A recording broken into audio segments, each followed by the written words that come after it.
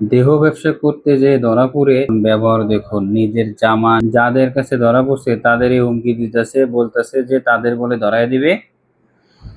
এই সমাজে এগুলা কি চলতেছে? কমেন্টে জানান এদের কি হওয়া উচিত।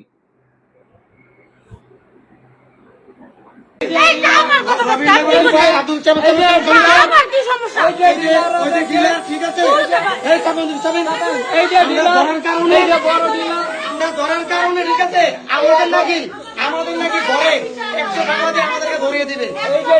এই যে সবাই দেখেন, ঠিক আছে আমাদের নাকি ধরিয়ে দিবে, আমাদের নাকি ধরিয়ে দিবে।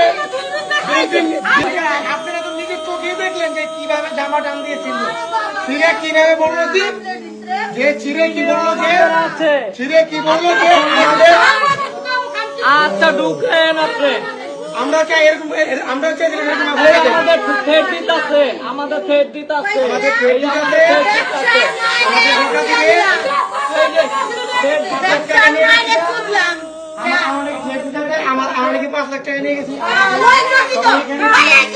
ঠিক আছে, ছেলের বউ ওই ব্যবসা করে, ওই বড় ব্যবসায়ী, ওই বড় ব্যবসায়ী।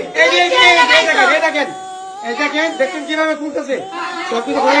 কি বলবো আমরা করতেছি, পালায় বলবো আমরা করতেছি।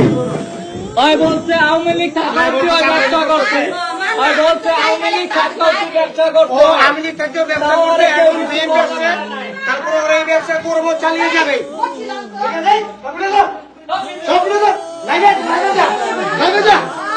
ঠিক আছে, এরকম করতেছে ওরা। ঠিক আছে, এখন ওদের বিরুদ্ধে যে যাবে তাকেই নাকি ওরা নারায়ণ মামলা দিয়ে দিবে। নারায়ণ মামলা দেওয়া তুই সোজা নাকি